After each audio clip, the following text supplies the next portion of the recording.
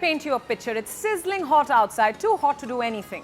You're cranky or irritable, as anyone would be, and then someone comes in and hands you the perfect ice-cold dessert that's going to make you smile ear to ear. Welcome to The Good Life with me, Priyanka Sharma. We've got an exciting lineup of stories for you today. Our resident foodie, Johan, goes on the hunt for the perfect dessert to beat the heat. And that's not all. We'll talk about inflation, of course. It's the new buzzword. Everybody's talking about how things are getting more expensive. We'll also show you how inflation is now hitting your plate. Food is getting costly as well.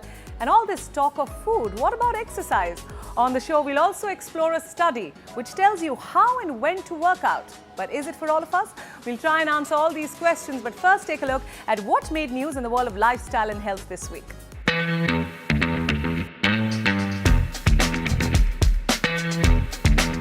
A new global study finds that no amount of alcohol consumption is good for you if you are younger than 40 years, owing to alcohol-related deaths by accidents, injury and homicide.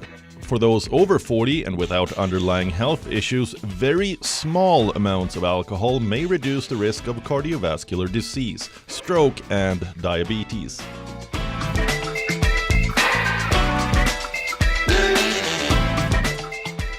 LVMH-owned Dior has now withdrawn a request for 100,000 euros in compensation from rival fashion label Valentino for allegedly blocking access to its store in Rome. Valentino had hosted a celeb-packed runway show on the Spanish Steps in Rome during Fashion Week.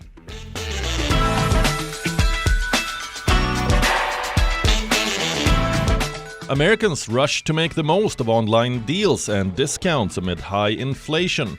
US online sales during Amazon's shopping event jumped 8.5% from last year to nearly $12 billion. In our first story, we take you to the famous streets of Old Delhi, where a 113-year-old establishment has been attracting tourists and residents alike for decades. It serves countless varieties of the famous Kulfi. It brings together family and food, my two favorite things. Unfortunately, it's not me who'll be trying any of those delicacies today. It's Johan. Over to Johan next, who's hitting the streets of Old Delhi to get us the best Kulfi in town. Get ready.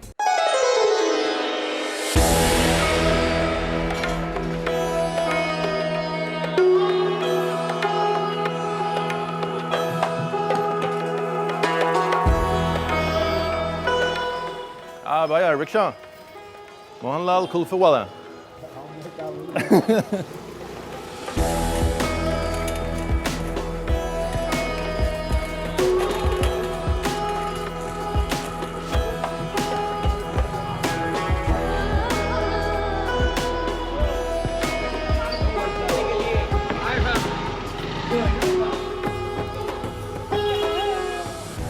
बस thank you bhai.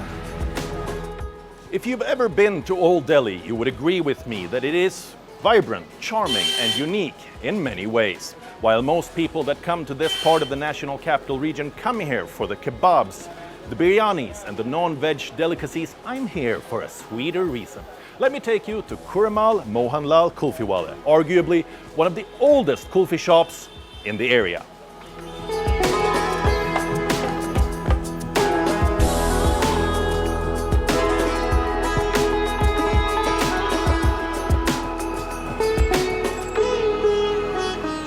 Hello ji, namaskar.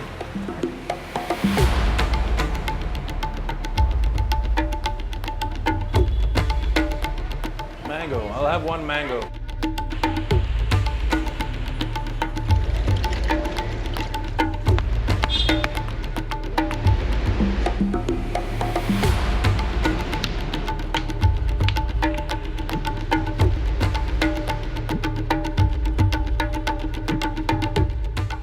Wow, this is like a work of art. Look at this. It's like fruit on the outside and kulfi on the inside. What a unique treat. Wow, this is amazing. It's so good. It's so tasty. And when it's so hot like it is right now, it's just so refreshing to have something really cold. And then how they make this with the kulfi inside of the mango. Not only does it look really cool, but it tastes amazing. was so delicious, I finished everything in one go. What to try next? That's the question.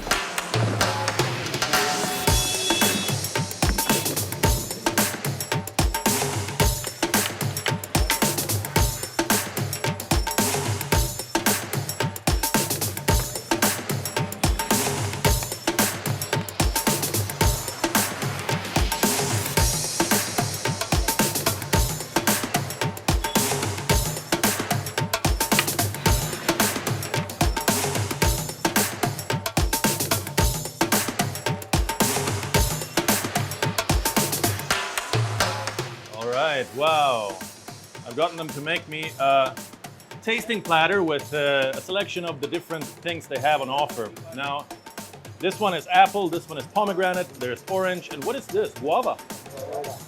Oh, not bad. I'll try the apple first. All right, yeah, not bad. The mango was better, I have to say. But the apple was still really good. Now let's try the anar. And there are pieces of pomegranate in there.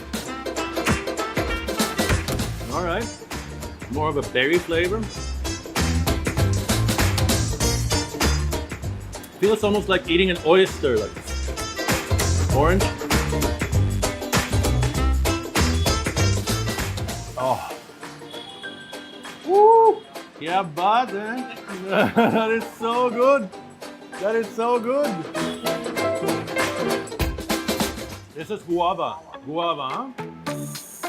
A little bit more fleshy texture to this one. Oh. The tastiest out of them all, I would say, is probably the mango, but it's worth to try all of them. What a treat.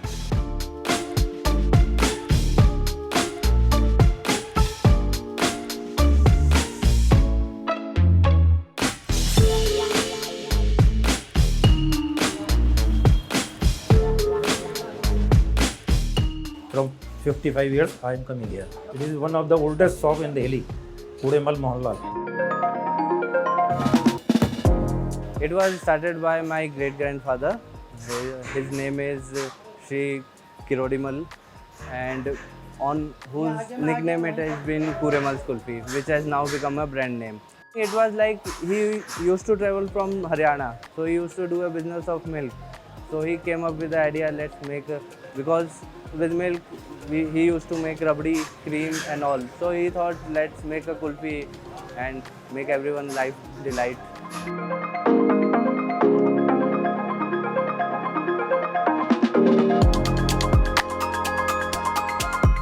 I'm coming at Kuremal Kulfi from last almost 10 to 12 years because they have a really amazing flavors. The number of choices they have in their kulfi. As I said, my personal favorite will be their stuffed mango kulfi. That's their completely USP. Apart from the milk-based kulfi, they have Jogurt's kulfi. That's made from the original extract of the fruits. They have anar and falsa flavor and jamun.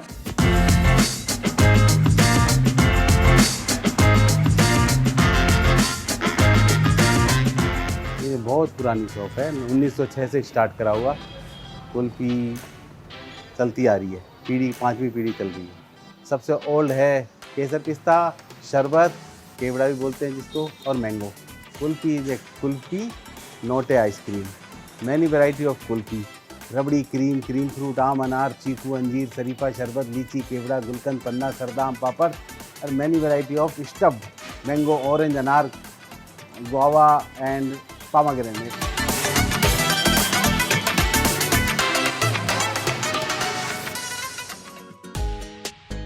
Well, we bet you're dreaming about all that kulfi, but it's now time to talk about money. If you're at a dinner party, on social media, watching TV, we bet you've heard about inflation. We're paying more for everything right now, for food, for fuel, to eat in, to go out. Everything is getting costlier. Inflation is now hitting your plate. From the classic English breakfast to your favorite protein shake, you'll be paying more for everything. Don't believe me? Take a look. The classic English breakfast. some call it the fry-up. It has fried eggs, some crispy bacon, sausages, tomatoes, mushrooms. Throw in some buttered toast, served with piping hot tea or coffee. Oh, and let's not forget the saucy baked beans and delicate hash browns. This perfect plate may be making your mouth water, but it'll also bleed your wallet dry this season. Reason? Inflation, of course. A recent Bloomberg report gave a reality check for most British households battling soaring prices. The classic English breakfast is now 18% more expensive than a year ago. That's because prices of commodities are rising. Toast, butter, eggs, sausages, bacon, and a hot beverage. They're costing Britons nearly £19.1, almost £3 more when compared to last year. The classic English breakfast is costing the English way more than they'd like.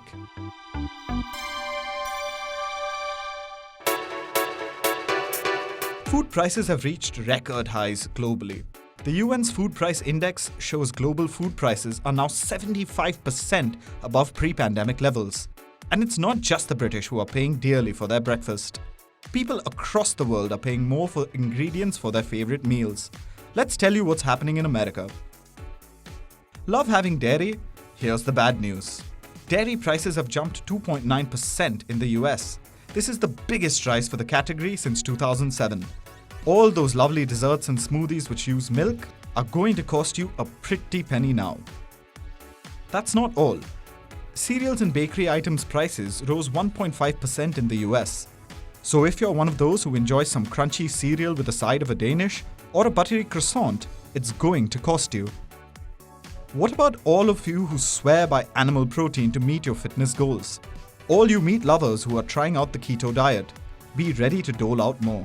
Because the cost of meat, poultry, fish, eggs in America has jumped 1.1%.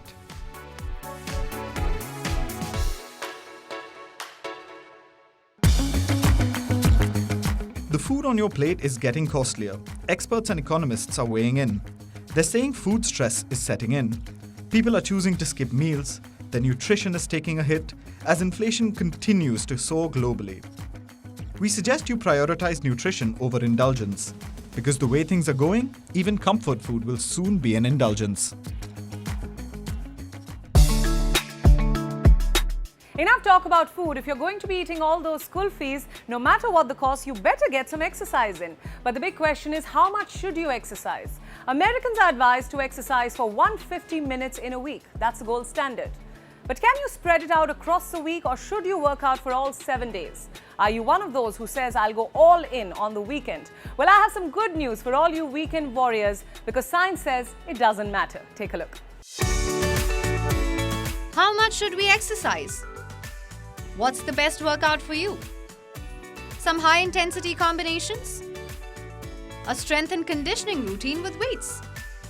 Cycling? Jogging? Swimming? Doesn't matter. As long as you perform around 150 minutes of moderate to vigorous workouts weekly, you can enjoy the mental and physical health benefits of exercise.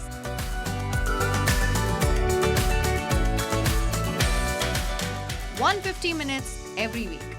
Sounds like a lot, right? How do you hit this number? 150 divided by 7, that's around 21 minutes daily. Sounds doable, doesn't it? Taking out 21 minutes for yourself. But if you miss a day, the equation goes haywire and you go on a guilt trip.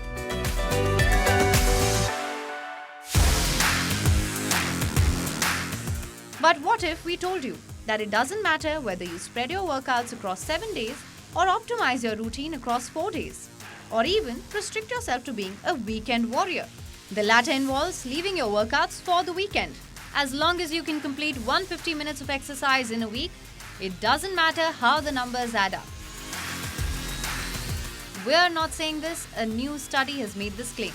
The study posed a simple question: does performing recommended levels of exercise weekly across 1 or 2 sessions versus 3 or more sessions influence one's mortality? The answer is no. Research finds that you can ward off diseases even if you pack your workouts into a couple of days.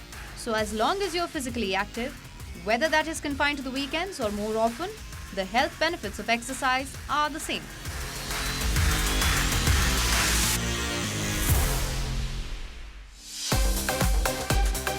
Now, while we wouldn't say these findings are revolutionary or even game-changing in the fast-evolving fitness industry, these results do help us have a better relationship with exercise.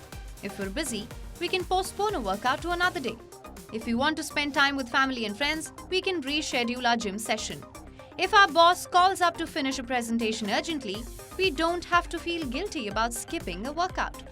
But there is a condition. Only and only if we commit to getting in good amount of exercise in a week. And for now, that is capped at 150 minutes per week. Hang on. Don't think you can use this study as an excuse to keep putting that workout on the back burner. Remember, even if you're a weekend warrior, you may not be able to hit your exercise target in 2 days. Life always gets in the way. Priorities, commitments, meetings, they have a way of convincing us to skip that much-needed walk or jog. This study does not factor in lack of sleep, personal stress, or even injury. It also doesn't take into account the mental health benefits of daily activity. The goal of exercise is not just good physical health, but also good mental well-being. So instead of opting for extreme workouts on weekends, we suggest you squeeze in some movement every day. Your body will thank you later.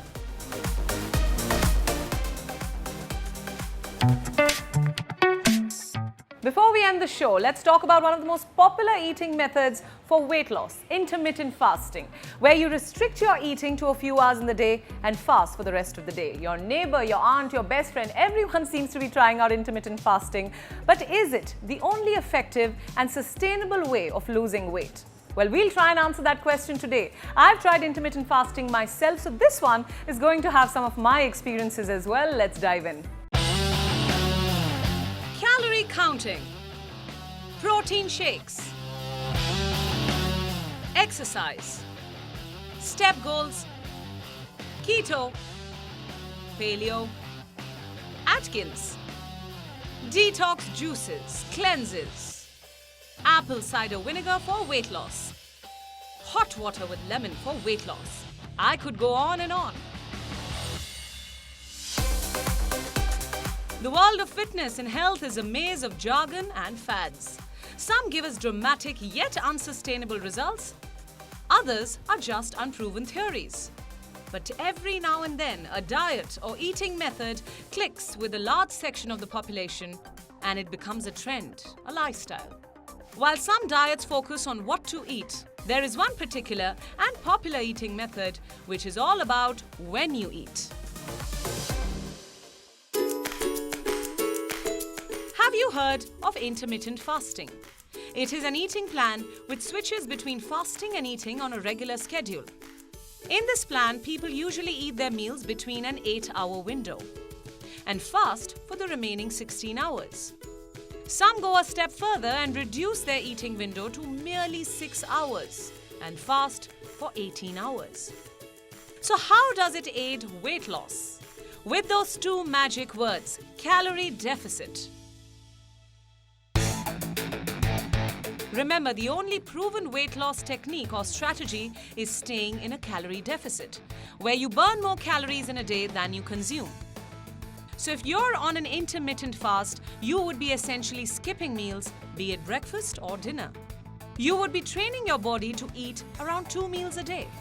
This will reduce your calorie consumption naturally and put you in a calorie deficit. So when it comes to weight loss, intermittent fasting works only by putting you in a calorie deficit.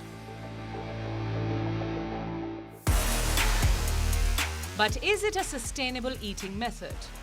Experts say that our bodies have evolved over time to be able to go without food for many hours, even days. So if weight loss is your goal, intermittent fasting may be an easier way to monitor your calorie intake. Given the popularity of this diet, plenty of research has been conducted to identify other benefits of this eating method. A recent study said that intermittent fasting for an average of over 40-year-olds was associated with a lower risk of COVID-19, meaning that the severity of the disease would be lower. In fact, the study adds that intermittent fasting should be further evaluated for potential benefits as a complementary approach to vaccines and antiviral therapies. Another research says that intermittent fasting altered the gut bacteria in mice, increasing the ability for damaged nerves to recover, essentially saying that it can help heal nerve damage. So is intermittent fasting an effective and sustainable eating method for better health? Well, it depends on your goals and your schedule. Some find it difficult to stay hungry for such a long period of time, so this one is not for them. Others find fasting an easy way to fit a calorie deficit into their day by cutting out a complete meal. So if weight loss is your goal, you just need to stay in a calorie deficit. If intermittent fasting makes it easier to do so, then by all means, go for it. But remember, even in those 6 or 8 hours of eating, you have to eat a balanced and nutrient-rich diet, which is rich in protein and fiber. Else, you'll be making a midnight trip to the fridge. And that's a wrap on the show. Remember to eat healthy, get some exercise, and be a weekend warrior if you want. But remember, don't overdo it. See you next week.